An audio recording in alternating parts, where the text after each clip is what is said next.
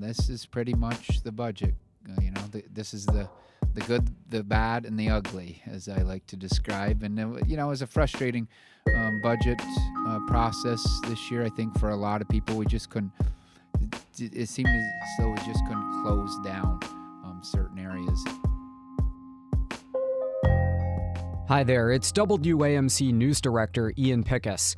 And on this episode of the WAMC News Podcast, what D. Billy Jones thinks of the budget and what comes next.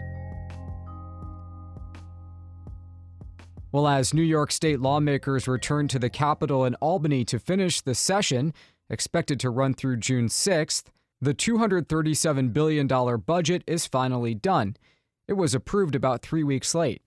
But several high-profile issues remain unresolved.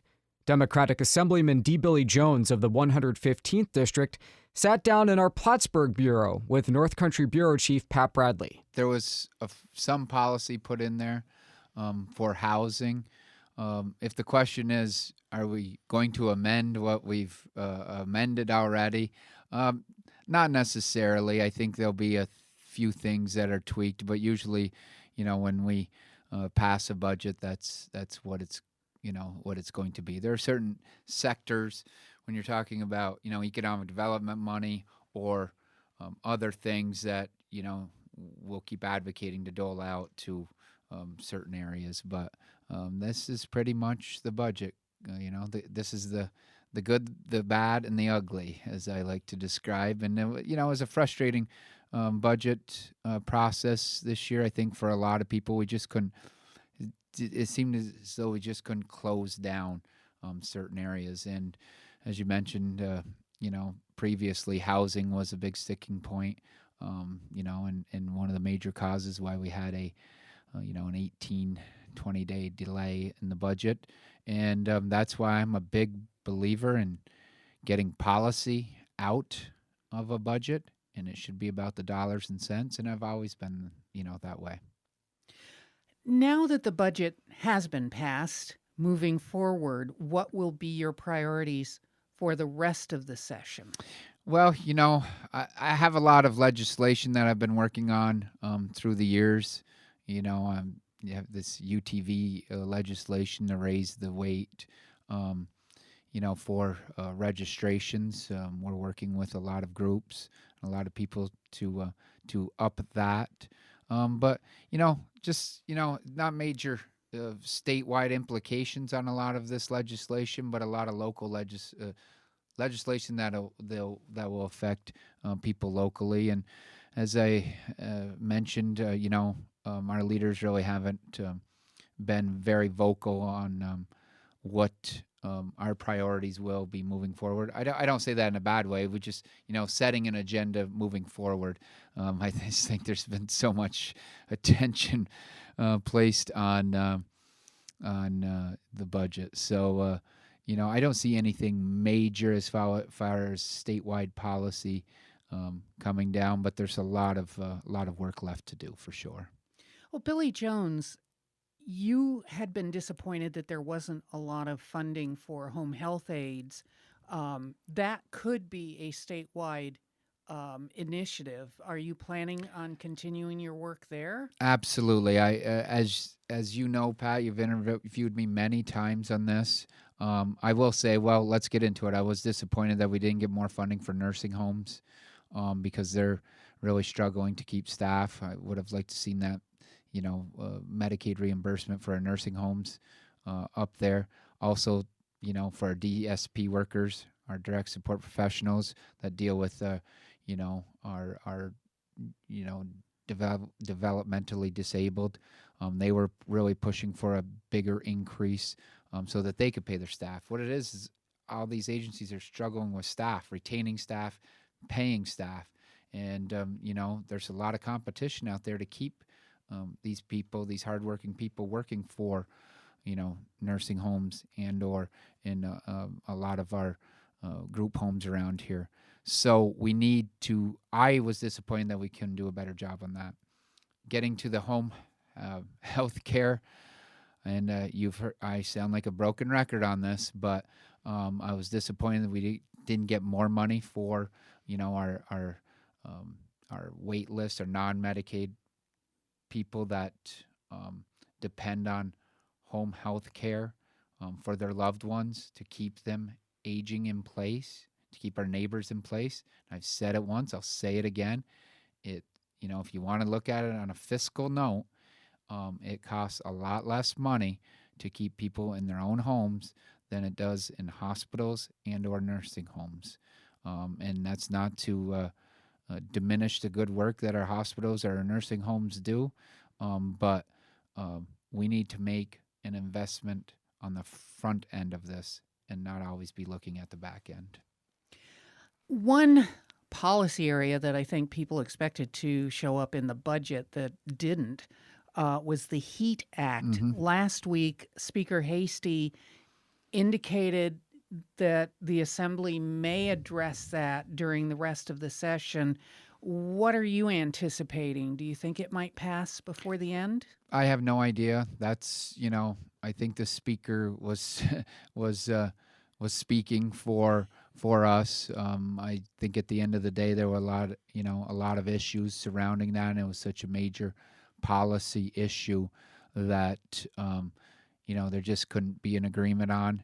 And I believe there is a sentiment and a promise from all sides that they'll keep moving and working forward on it. What do you think the odds of getting it passed would be if it is that controversial within the Assembly? I don't know if, I just think it kind of fell off the table. And I will tell you, Pat, there were a lot of concerns with a lot of this. There were a lot of, people that were certainly pushing on it. But if you nail me down to the chances of something passing or some form of that legislation or any other legislation passing, I'm going to take the fifth on that, because I'm done giving predictions as far as budget deadlines and or legislative deadlines. You've learned how legislatures I have. work. You've been here and asked me, are we going to have an on-time budget? And I think the last couple I have refrained from giving any answers on that. I guess I've learned my lesson. Well, I guess I'll plow into the next question that probably can't be asked as well, answered as well. Sure. Any idea yet what prisons are at risk of closure in the wake of the budget? Yeah. As I've said before, the governor did put the 90-day amendment into the budget process. And I'll say this again. I've said it several times. Any governor has always had the ability to close a prison. It's in statute, but it provides, it has to be a year. When they announce it, the prison gets it, the correctional facility gets a year to close, which, when you're dealing with families relocating and the workers there and everyone inside those facilities having to relocate, I believe that's why that was put in. Only in the last, I guess we're going to say last several budgets now, going back to the previous administration, maybe one beyond that, they have put into the budget with this 90-day amendment.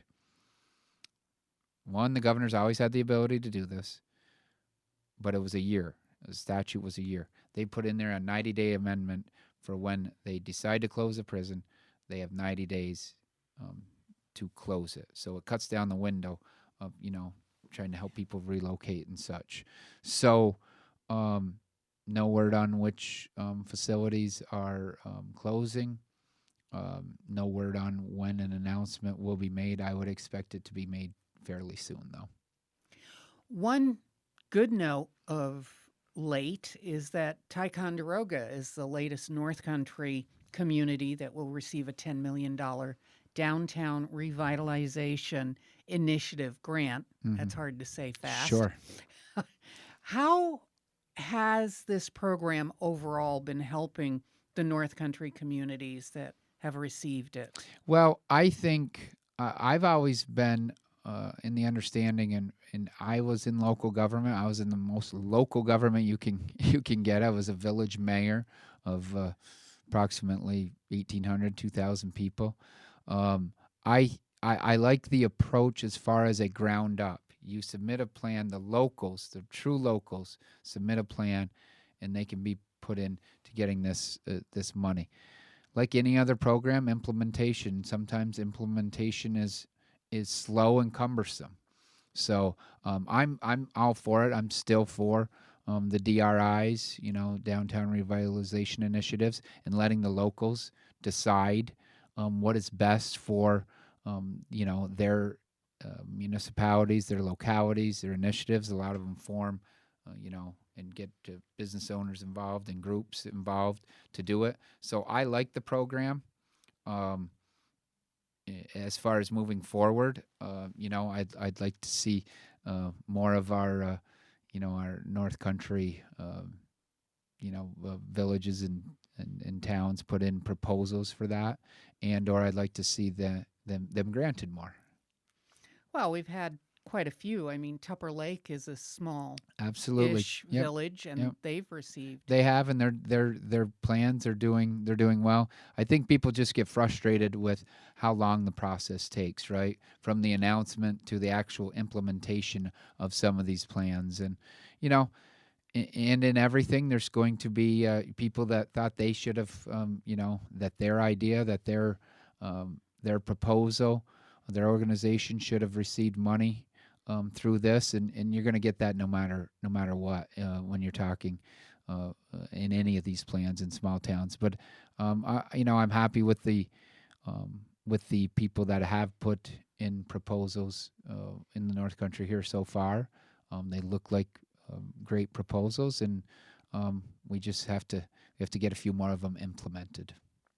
Assemblyman Jones, this is something that we haven't seen in the North Country yet, but we've seen at large universities across the country, and that's the protests that are moving into encampments at places like Columbia and UCLA.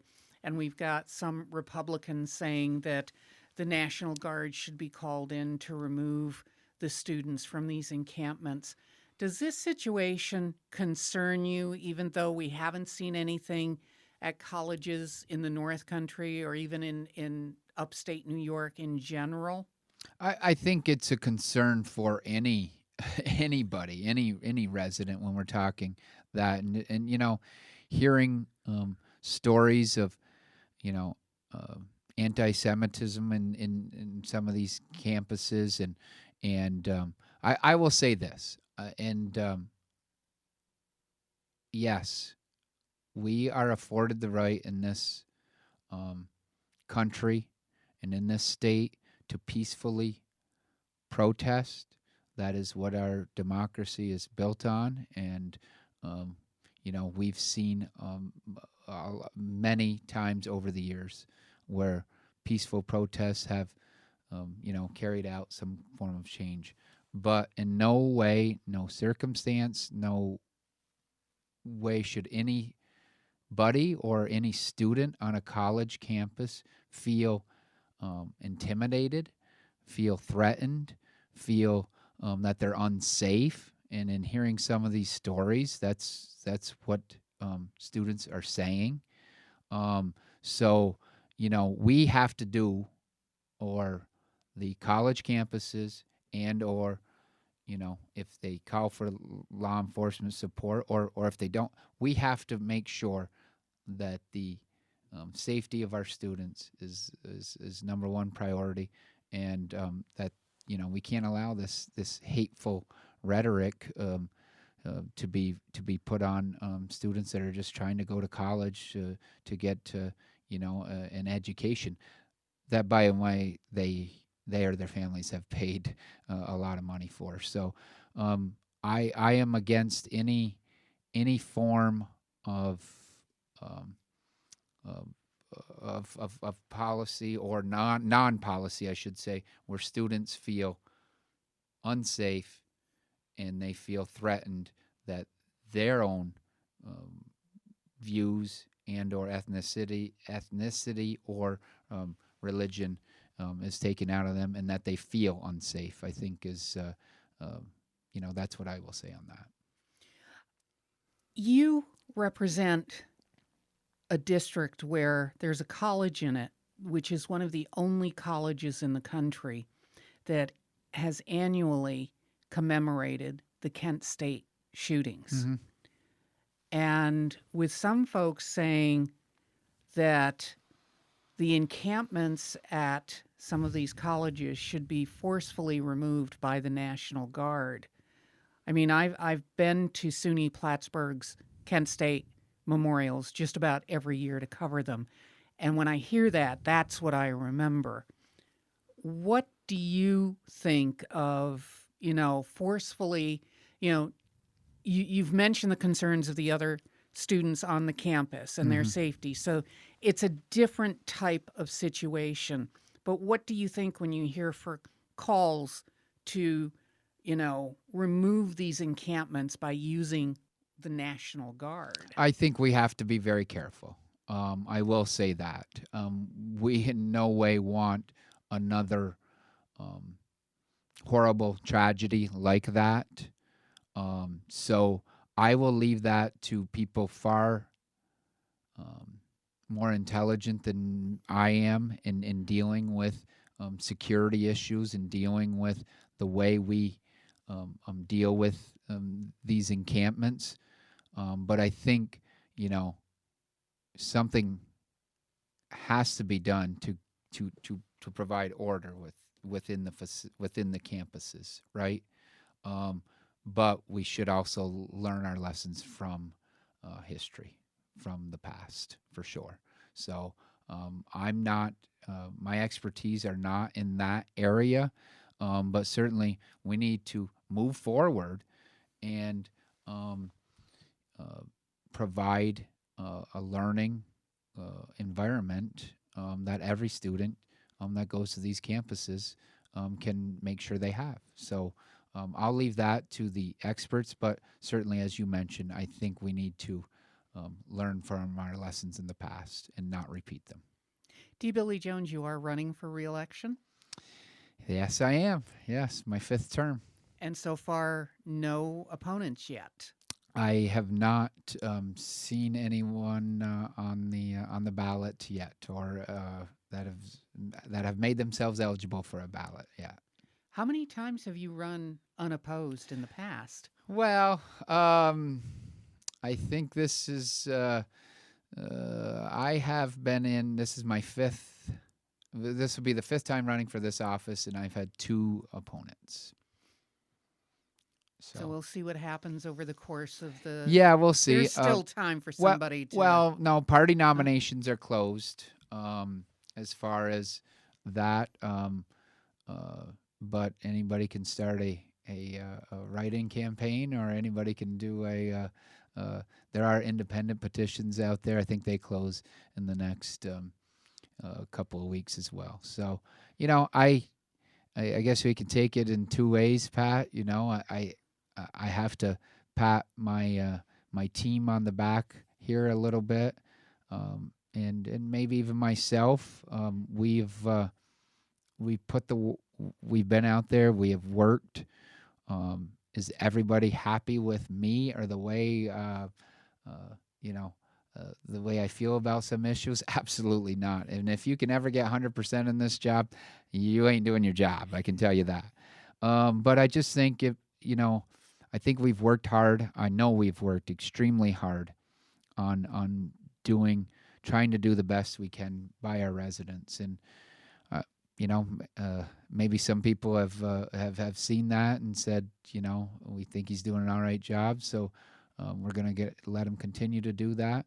And I will say it's an absolute joy and pleasure to still represent this area. And for as long as I can keep doing that, and I still have that drive within myself, I will.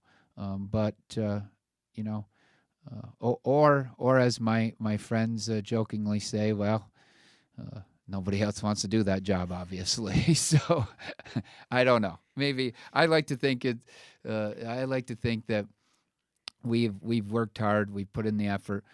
We're constantly, going out there, going to events. I'm constantly talking to organizations, school districts, local municipalities, governments to try to help them out. constantly doing constituent services, which a lot of people don't see on a day-to-day basis. We are entrenched in constituent services. We try to help people out to the best of our ability, and we always give 100% on that. And maybe it's showing to some people. Maybe. I mean, you've got a large area to cover. Absolutely. Yeah. We cover 40 towns now, I believe. 17 villages within them, many school districts. I think I'm up to 19 school districts. And we get out and see the people. I think that's the one thing that people do see that we do. I try to hit everything I can. I travel. As I say, I have a lot of windshield time when I'm not in Albany. I'm out in my district, which Albany seems to take a lot of time right now, but out in my district, talking to people, talking to organizations, and I think people respect that. No matter how they feel about you, they can respect that enough to say, hey, you know what, you're putting in the effort at least. Well, I should let you get to your next stop. We're on the road again, Pat. We're on the road again. I mean, you came from Malone, which is an hour from here, so yeah. give a perspective. Yeah, of some of the timing. It's one of the larger districts. I think I'm the third largest geographic district, and I will say it's a, people. It's a diverse geographical district because I have the Adirondacks, I have, a lot of small towns and villages. I have the city of Plattsburgh. I have,